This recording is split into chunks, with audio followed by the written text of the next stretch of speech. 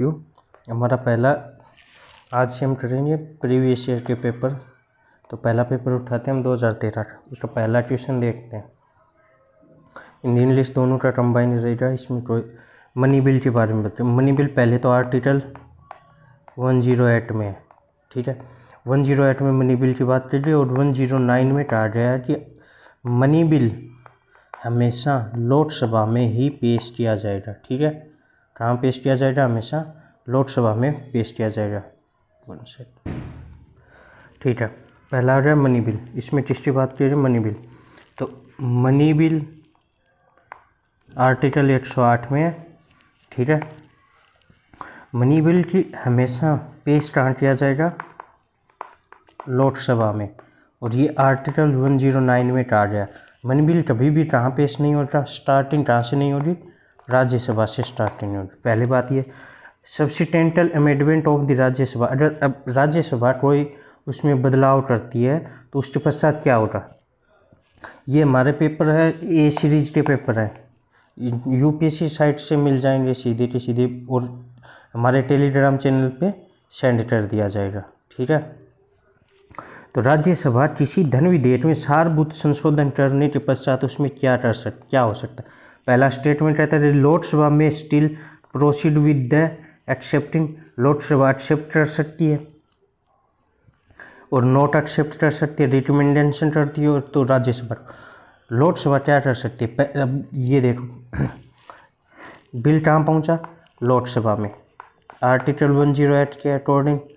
अब लोकसभा से पास हुआ, पास होने के बाद कहाँ पहुँचेगा? राज्यसभा में। राज्यसभा क्या कर सकती है? स्वीकार। राज्यसभा को क्या पावर नहीं है? अस्वीकार की पावर नहीं है, ये याद रखना। अस्वीकार नहीं कर सकती राज्यसभा मनी बिल को कभी भी। तो ये अपवाद भी है। और स्वीकार कर सकती है या फिर उस पर क्या दे सकती है? संशोधन कर सकती है या संशोधन का सुझाव दे सकती है। संशोधन सुझाव, ठीक है। ये तीन चीज़ें कर सकती है राज्यसभा उस बिल के ऊपर। अब क्या हुआ कि राज्यसभा ने बिल में संशोधन का प्रस्ताव रखा और वो प्रस्ताव वापस कहाँ जाएगा? लोकसभा के पास। तो उसके बारे में पूछा गया कि लोकसभा उसमें क्या क्या कर सकती है। तो पहला है कि लोकसभा राज्यसभा की अनुशंसा को स्वीकार कर सकती है, अस्वीकार, विधेयक में आगे की कार्रवाई कर सकती है, उसमें कुछ चेंज कर सकती है। पहला स्टेटमेंट। दूसरा, लोकसभा विधेयक पर आगे कोई विचार नहीं कर सकती। नहीं कर सकती ये गलत है, क्योंकि विचार तो कर सकती है, विचार तो करेगी। लोकसभा विधेयक को पुनर्विचार के लिए राज्यसभा में लौटा सकती नहीं। पुनर्विचार के लिए क्यों लौटाई जी? पुनर्विचार के लिए हम तब लौटाते हैं जब कोई विधेयक, पुनर्विचार के लिए तब लौटाते हैं जब विधेयक राज्यसभा से ही शुरू होता और लोकसभा में पहुंचता। लोकसभा उस पर संशोधन करके उसके लिए किसको भेजती? राज्यसभा को कि आप इस पर कुछ फेरबदल कीजिए, ये विचार कीजिए। तो ये तो नहीं हो रहा। स्टेटमेंट 3 नंबर भी गलत है। 4 नंबर, राष्ट्रपति विधेयक को पारित करने के लिए संयुक्त बैठक का आहूत कर सकता है, ठीक है। संयुक्त बैठक का आहूत कर सकता, राष्ट्रपति करता है संयुक्त बैठक। कौन से आर्टिकल में? आर्टिकल 1008 में संयुक्त बैठक का प्रावधान है।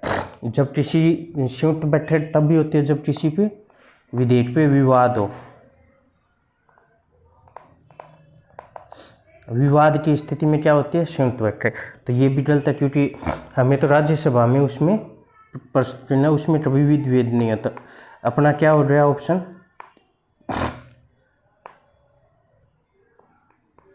तो ऑप्शन नंबर 1 सही हो जाएगा। क्या है कि लोकसभा उसे स्वीकार कर सकती है, एक्सेप्ट कर सकती है, नॉट एक्सेप्ट, रिकमेंडेशन कर सकती है, ये सब चीज़ें हो सकती है। तीसरी चीज़, एक चीज़ समझने की, यूपीएससी जनरली क्वेश्चन कैसे पूछती है?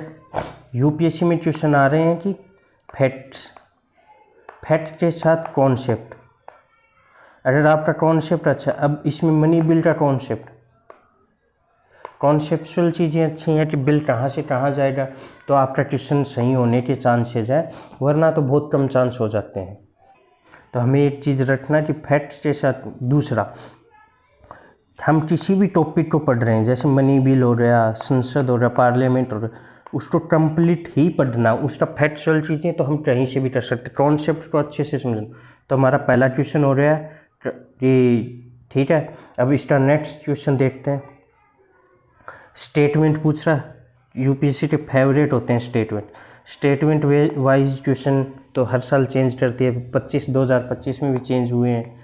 तो 8 वीडियो हम इस पे बनाएंगे कि अब यूपीएससी कहती है कि प्रीवियस ईयर के पेपर क्वेश्चन रिपीट नहीं होते हैं। देखो इसमें कार्बन डेटिंग का कार्बन क्रेडिट के ऊपर लगभग 6 साल से लगातार क्वेश्चन आ रहे हैं। मतलब 1 साल छोड़ के 2000 ये आया था, 2017 में आया, फिर 2018 में, 19 में, फिर आया 21 में, फिर आ गया 23 में, और अब की बार 2025 में भी क्वेश्चन आया।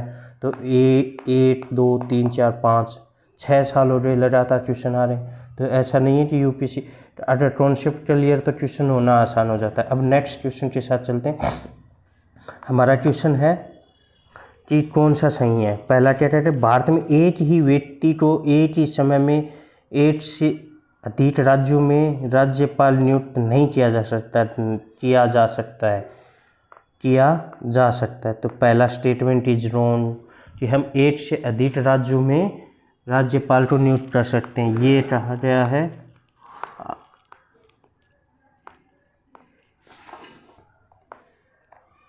आर्टिकल 153 में। ठीक है। भारत में राज्यों के उच्च न्यायालय के न्यायाधीश, हाई कोर्ट के जज, न्यायाधीश राज्यपाल द्वारा नियुक्त किए जाते हैं। ठीक वैसे ही जैसे नहीं, राज्यपाल के high court plus supreme court के जजों को नियुक्त कौन करता है, हमेशा प्रेसिडेंट, राष्ट्रपति। ठीक है। तो हमारा स्टेटमेंट सेकंड इज भी रॉन्ग हो जाएगा। ठीक है। ये हाई कोर्ट के जज को कौन से आर्टिकल में करेंगे, 217 के तहत। ठीक है। फिर भारत के संविधान में राज्यपाल को उसके पद से हटाने की कोई प्रक्रिया कथित नहीं है।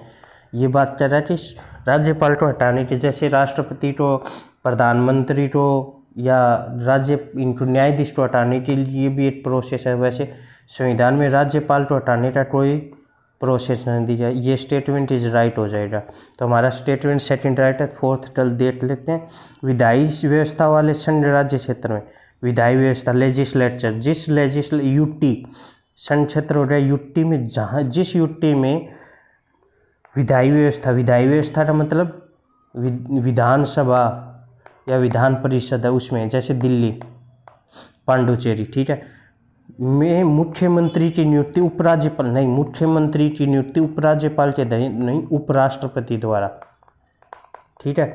उपराष्ट्रपति के द्वारा की जाएगी। जैसे दिल्ली में आ गया आर्टिकल 23988 के अकॉर्डिंग हो जाएगा, और पांडुचेरी में है 239B के अकॉर्डिंग। ठीक है। ये दोनों चीज़ें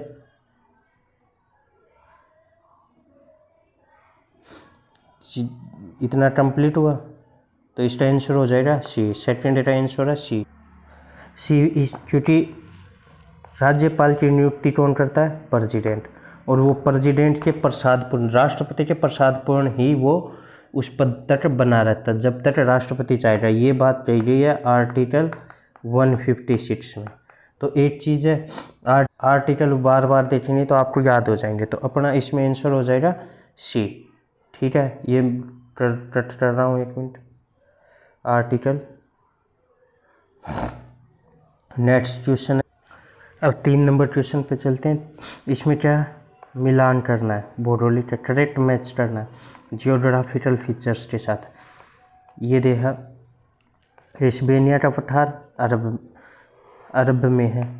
एस्पेनिया का पठार अब एटलस पर्वत, north west Africa, Guana highland, south west America, और टोरंडो पैटागोनिया का पठार। अब इसमें से क्वेश्चन है ये कि कौन सा सही मैचिंग है। ठीक है। कि कौन सा सही सम्मिलित किया गया है।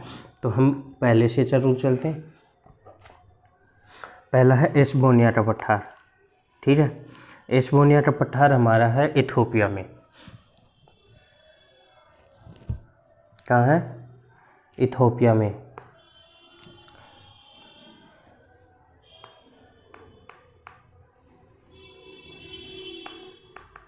इथोपिया, इरिट्रिया, ठीक है। एस्टोनिया का पठार तो अरब में तो नहीं है। इथोपिया, इरिट्रिया कहाँ है? साउथ अफ्रीका में, साउथ अफ्रीका कॉन्टिनेंट में। तो पहला स्टेटमेंट इज रॉन्ग, अरब में नहीं है। तो पहला स्टेटमेंट इज रॉन्ग। इस एस्टोनिया के पठार को अफ्रीका के रूफ ऑफ अफ्रीका भी चलते हैं। अफ्रीका की छत बोलते हैं इसको। जैसे पामीर के पठार को छत बोलते हैं, एशिया की छत बोलती है, दुनिया की छत बोलते हैं, ऐसे, ठीक है। अब दूसरा क्या? एटलस पर्वत। एटलस पर्वत उत्तर पश्चिमी अफ्रीका में। एटलस पर्वत का पूछा है कि उत्तर पश्चिमी अफ्रीका में, ये क्वेश्चन सही है। अब उत्तर पश्चिमी अफ्रीका के कौन से देश आ जाएंगे?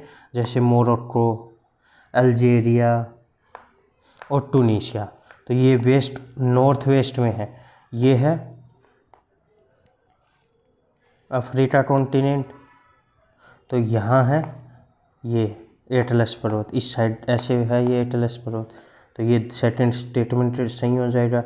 फिर थर्ड स्टेटमेंट इज, तो पहला आंसर तो अपना हो गया सेकंड, ठीक है। सेकंड स्टेटमेंट सही पूछा था।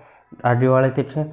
गुआना उच्च भूमि है, दक्षिण अफ्रीका में नहीं है। ये गुआना उच्च भूमि है साउथ अमेरिका में, साउथ अमेरिका में। तो थर्ड स्टेटमेंट गलत हो जाएगा। फिर नेक्स्ट क्वेश्चन है ओनकोरागुआ। ओनकोरागुआ दोरोनी कहाँ है? कौन? ये है साउथ अफ्रीका। ये कौन से कॉन्टिनेंट में? South Africa, south Africa continent में है। और पेटागोनिया का पठार, पेटागोनिया है वो है तो साउथ अमेरिका। ये पेटागोनिया हो गया साउथ अमेरिका में। एक्चुअली ये हो रहा था, ओनकोरा की द्रोणी थी साउथ वेस्ट अफ्रीका में, और गुआना उच्च भूमि थी साउथ अमेरिका में, और पेंटागोना भी साउथ अमेरिका में। पेंटागोना का पठार है ये, इसको हम क्या, ये कहाँ है? अर्जेंटीना, चिली, इस क्षेत्र में। और ओनकोरागुआ है, ये ओनकोरागुआ है Botswana, Angola, Nigeria, South Africa में। हम इसको मैप से बता देते हैं, 1 मिनट रुको। ये देखिए कहाँ हो गया? एटलस पर्वत, यहाँ एटलस, ये मोरक्को, 1 मिनट,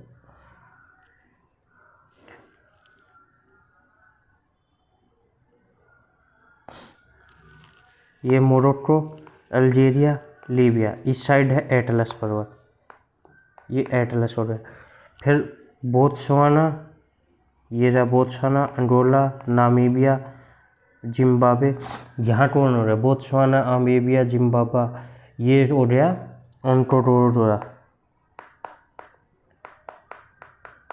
ओनकोरागुआ की भूमि हो रही, द्रोणी हो रही। फिर हो गया पेंटागोनिया। पेंटागोनिया है, ये रहा अर्जेंटीना, चिली, अर्जेंटीना हो रही, चिली हो रही, इन दोनों में क्या हो रहा है? यहाँ है पेंटागोनिया का पठार, ठीक है। 4 नंबर स्टेटमेंट का था पेंटागोनिया का पठार, ठीक है।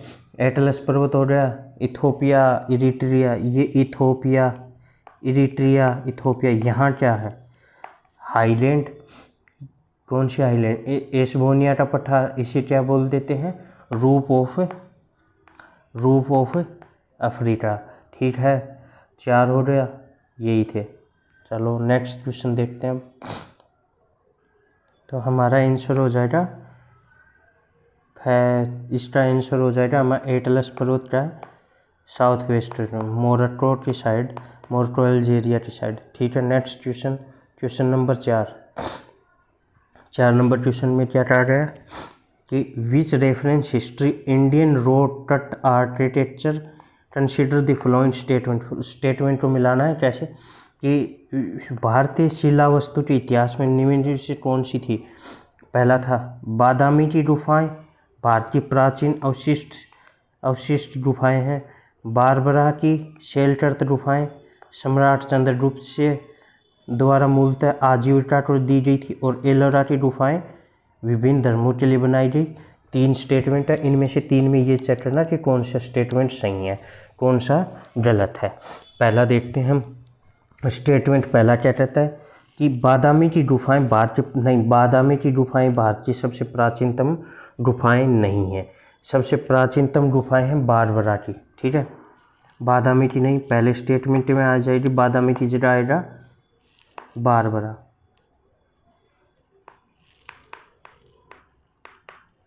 बारबरा की गुफा कहाँ है? बिहार में, ठीक है। ये बारबरा की गुफाएं बिहार में। फिर आ गया दूसरा स्टेटमेंट, तो पहला स्टेटमेंट रॉन्ग, तो पहले में कौन सा, ये गलत, तो ये फर्स्ट और सेकंड तो दोनों गलत। दूसरा स्टेटमेंट क्या कहता है? बारबरा की शेल्टर गुफाएं सम्राट चंद्रगुप्त द्वारा मूलतः आजीविकाओं के लिए बनाई गई थी। बारबरा की गुफा हो रही, क्या सम्राट चंद्रगुप्त ने बनाई थी बारबरा की गुफाएं? ठीक है, तो चंद्रगुप्त ने नहीं बनाई, बारबरा की गुफाएं बनाई थी अशोक ने, ठीक है। और अशोक प्लस दशरथ, दशरथ का नाम पूछते हैं तो अशोक का शायद था। ये बनी थी 3rd BC में, BC में, बिफोर कॉमन एरा से, ईसा मसीह से पहले के। तो स्टेटमेंट सेकंड भी क्या हो जाएगा? रॉन्ग, क्योंकि चंद्रगुप्त दिया, चंद्रगुप्त की जगह अशोक आएगा। फिर थर्ड क्या? एलोरा की गुफाएं महाराष्ट्र में, ठीक है। एलोरा की गुफाएं कहाँ है? महाराष्ट्र में। और ये किन धर्मों में के लिए बनाई गई थी? एलोरा में विभिन्न धर्मों के लिए बनाई गई थी। क्या ये सही है स्टेटमेंट? जी हाँ, क्योंकि इसमें देखो एलोरा किन किन के लिए बनी गई थी, पहले ये देखते हैं। एलोरा की गुफाएं क्या है? एलोरा की कहाँ है? महाराष्ट्र में, ठीक है। इसके बुद्ध के लिए, बुद्धिज़्म के लिए 1 से 12 तक की गुफा है। फिर हिंदुज़्म के लिए 13 से 19 तक है। और फिर जैन आ गए, जैनों के लिए थे 30 से लेकर 34 तक की गुफाएं, जो कि उसमें बनाई गई थी। अब एक क्वेश्चन इस ये, ठीक है, तो हमारा आंसर तो सी हो जाएगा। स्टेटमेंट इज 3 सही है कि विभिन्न धर्मों के लिए। अब बादामी की गुफाएं किससे रिलेटेड है? उसका चीज बादामी की गुफाएं हैं हमारी चालुक्यों से, चालुक्यों ने बनाई थी। ये बनाई थी 6th BC में, बिफोर कॉमन एरा में। एक चीज़ नोटिस करो आप, क्वेश्चन टाइम पीरियड, हिस्ट्री में टाइम, राजा, उससे रिलेटेड दोनों से मिलके क्वेश्चन बनाया, मतलब 2 से 3 कॉन्सेप्टों का मिक्सर हो के एक क्वेश्चन बनता है। तो आंसर अपना सी। नेक्स्ट क्वेश्चन है 5 नंबर क्वेश्चन, DNA टेक्नोलॉजी के ऊपर है, जेनेटिक इंजीनियरिंग। जेनेटिक इंजीनियरिंग क्या है? बिटवीन इसका सबसे रिकम्बेंट DNA पुनर्योजन प्रौद्योगिकी। इसका मतलब ये है कि डिफरेंट स्पीशीज मतलब एक जाति, ये फर्स्ट है, दूसरी जाति, इन दोनों की अलग अलग जातियाँ, डिफरेंट जातियों का DNA कंबाइन करके क्या बनाई जाती है? न्यू जाति, न्यू स्पीशीज, ठीक है। न्यू स्पीशीज का निर्माण या जाति का निर्माण किया जाता है। तो पहला स्टेटमेंट क्या है? Across different species plant. पहला स्टेटमेंट सही हो रहा है क्योंकि डिफरेंट हो रहा है। जंतु से पौधों में भी होता है, सूक्ष्म जीवों से उच्चतर जीव में। अब इनके एग्जाम्पल देखो, जंतु से पौधों की विभिन्न जातियों में बिट्टी टोटन का एग्जाम्पल हो गया, कपास टाइप वो होता है टाइप। फिर दूसरे का क्या है? जंतुओं से पौधों में कौन सा हो जाएगा? एनिमल वैक्सीन एंटीजन है, इसको एडिबल वैक्सीन बोल देते हैं, ठीक है। और सूक्ष्म जीवों से ये तो हो गया बिट्टी टॉक्सिन, सूक्ष्म जीवों से उच्चतर जीव में करना बिट्टी टॉक्सिन। किसी के जीव में वायरस से बीमारी हो रही है तो उसके लिए, तो हमारा इसका आंसर हो जाएगा डी, तीनों सही है 5 में। नेक्स्ट क्वेश्चन है, भारतीय यात्रा करने वाले यात्री हुआनचांग हेनसांग तत्कालीन भारतीय सामान्य दशाओं उन्होंने एक्सप्लेनेशन किया कि हेनसांग या तेनसांग, युआनचांग बोल देते हैं, चौहान बोल देते हैं। उन्होंने जो एक्सप्लेनेशन किया वो सही है। उसमें कितना सही है, कौन सा गलत है? तो वो पहला स्टेटमेंट, सड़क और नदी मार्ग लूट मार्ग से पूरी तरह सुरक्षित है। ये बिल्कुल स्टेटमेंट रॉन्ग हो जाएगा। कोई सड़क और सुरक्षित मार्ग पे नहीं थी, तो पहला गलत है, पहला गलत है। ऑप्शन तो हमारा बी हो गया, ठीक है। दूसरा, जहाँ अपराधों के लिए दंड है अग्नि जल, ये आज भी चलता है, कहीं कहीं आदिवासियों में सही है। दूसरा क्या, व्यापारियों को नोटा डाटों पर नोट शुल्क देना पड़ता था, टैक्स, ये बात भी सही है, ठीक है। तो हमारा ऑप्शन हो जाएगा बी सही। अब नेक्स्ट क्वेश्चन है 7 नंबर। इसमें पूछा है कि consider the following about the naturally India में कौन सा पाया जाता है, मतलब जो इंडिया में ही पैदा हुआ या इंडिया में ही पाया जाता है नेचुरली।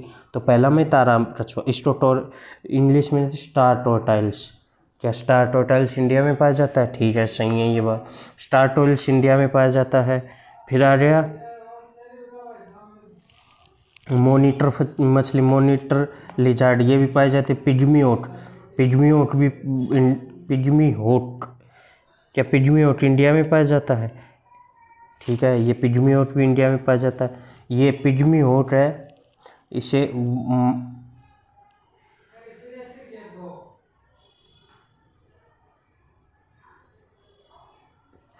वामन सुअर बोलते, पिग्मी ओट। ये है अपने आसाम में पाया जाता है। आसाम में कौन से नेशनल पार्क में? मानस नेशनल पार्क, मानस नेशनल पार्क आसाम में। इसमें कौन सा पाया जाता है? वामन सुअर, पिग्मी। पिग्मी ओट को क्रिटिकल इंडेंजर्ड में रखा गया, क्रिटिकल IUCN की रेड डाटा लिस्ट के, IUCN की रेड डाटा लिस्ट में क्रिटिकल इंडेंजर्ड में रखा गया पिग्मी ओट को। तो और स्पाइडर वामन, ये स्पाइडर वामन नहीं पाया जाता, ये पाया जाता है साउथ अमेरिका में। तो एक क्वेश्चन तो ये है कि एनवायरनमेंट से ज़्यादातर क्वेश्चनों में आपको एक क्वेश्चन मिल ही जाएगा कि विभिन्न प्रजातियों के, और सब ये मिलते हैं IUCN की, जैसे इंडेंजर्ड में कोई स्पीसीज हो, क्रिटिकल इंडेंजर्ड में वनरेबल हो, तो इस टाइप की जो भी स्पीसीज है उनके बारे में जब से भी न्यूज़पेपर में आए तो उनका अध्ययन करें। तो ये मत समझना कि आपको स्पीसीज के बारे में पूछा नहीं जाएगा, किसी जानवर के बारे में तो पूछ सकते हैं, जैसे 8 सींग वाला गेंडा कहाँ पाया जाता है, और कान्हा नेशनल पार्क का वो 12 सींगा लोगो है। कान्हा नेशनल पार्क का MP में, तो MP के उसका एक लोगो बनाया, फर्स्ट लोगो, उसने 12 सींगा बनाया। तो सबसे ज़्यादा 12 सींगा कहाँ पाए जाते हैं? चिंकारा कहाँ पाया जाता है? काला हिरन कहाँ पाया जाता है? ताल छापर, ये ताल छापर चोरू राजस्थान में हो गया। इसी टाइप से क्वेश्चन पूछ सकता है, और जनरली हर साल ऐसे क्वेश्चन आते हैं। ये इन्वायरमेंट के इकोलॉजी के क्वेश्चन है, तो ये ऐसे क्वेश्चन आते हैं। तो नेक्स्ट क्वेश्चन चलते हैं हम 8 नंबर क्वेश्चन की बात करें। निम्न में से पीने के जल प्रदूषक के रूप में काम आते हैं। जल प्रदूषक में कौन कौन से होते हैं? आर्सेनिक होता है, फ्लोराइड, फ्लोराइड से क्या होता है? बोन्स ट्विस्टेड रोड हो जाती है, मतलब जोड़ों में, अटड़ों में दर्द। और यूरेनियम क्या होता है? तो 135 है, ऑप्शन सी सही हो जाएगा। पहले में क्या हो जाएगा? ऑप्शन, इसमें ऑप्शन ए होगा, ठीक है, 1 2 3।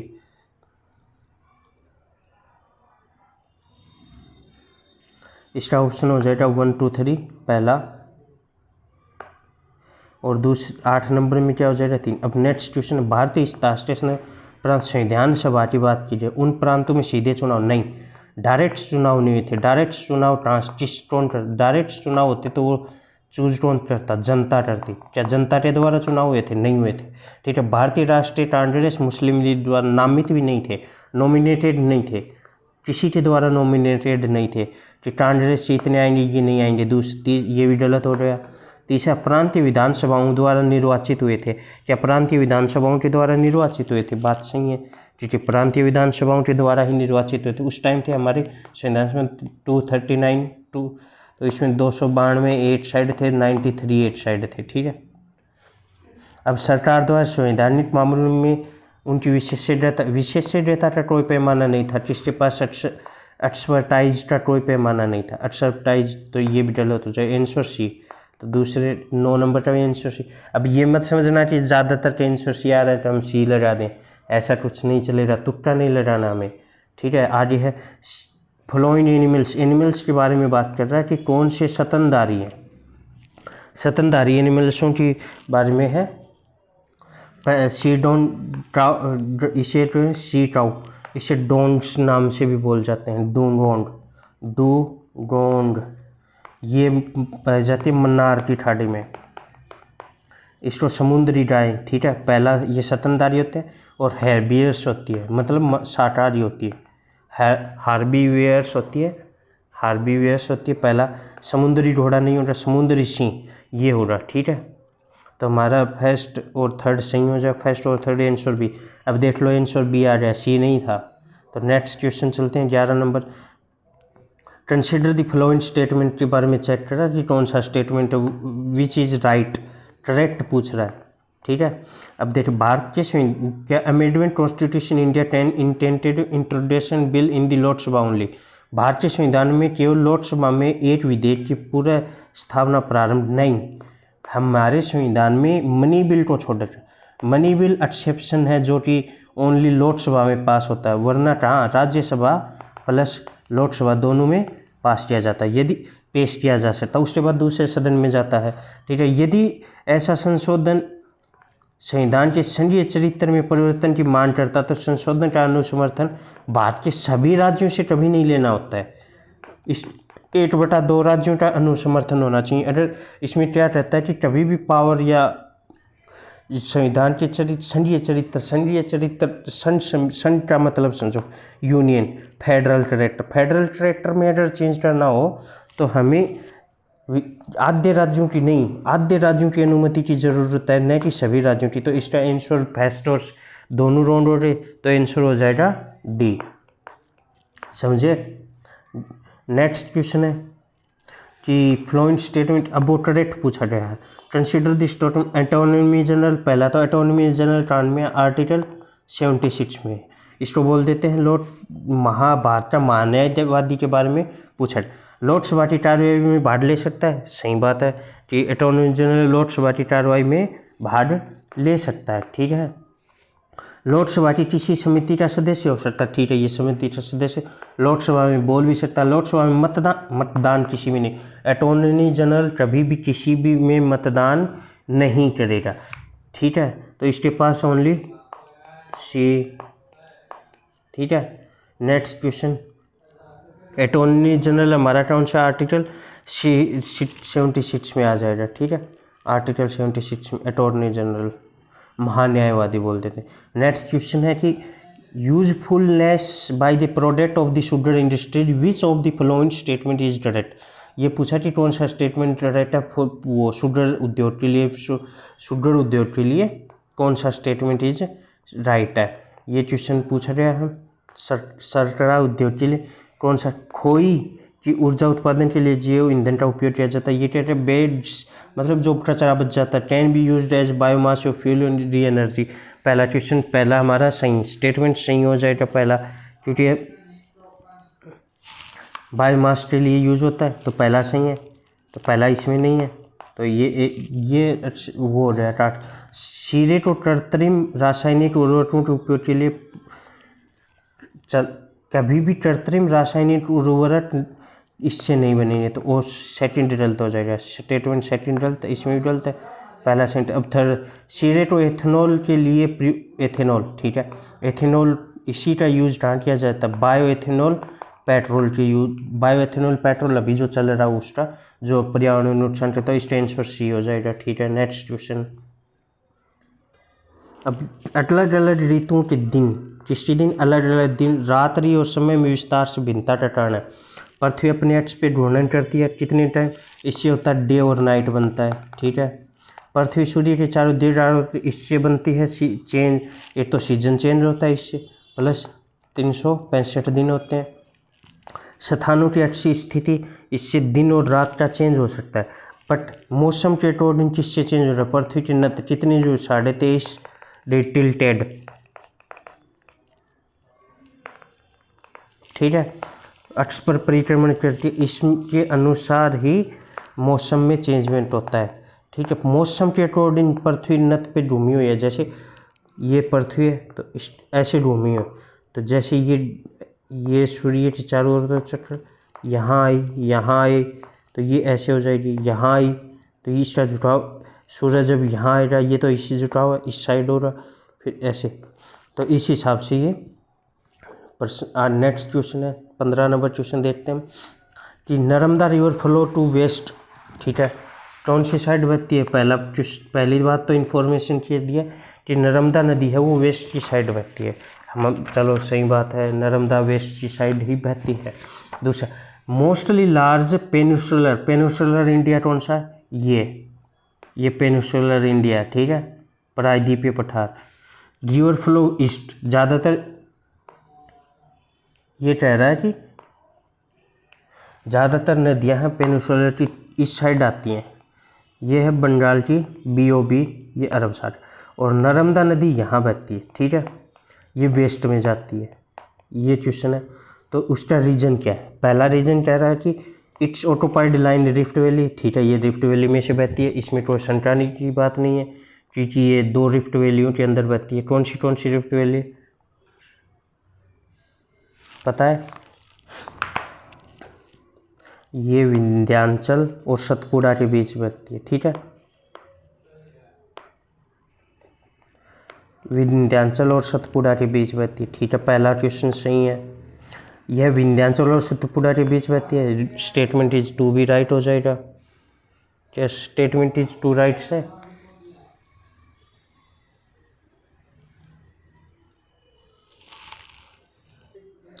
विंध्याचल और सतपुड़ा के बीच बहती है, ये बात सही है। भूमि का ढलान मध्य भारत यानी मिडल में पश्चिम की ओर है, इस साइड है, ये तो नहीं है। अगर इस साइड होता तो सब नदियाँ इसी साइड आती, तो स्टेटमेंट 3 रॉन्ग,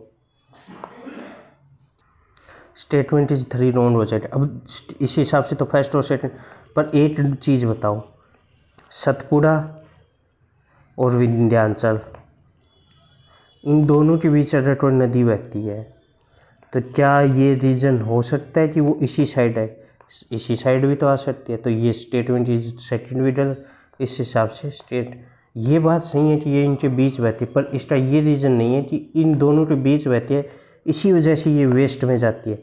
हो सकता है अगर इसकी ढलाई इस साइड होती तो ईस्ट में चली जाती, ज़रूरी तो नहीं है, तो ये कोई रीज़न नहीं है, तो इसका स्टेटमेंट इज फर्स्ट।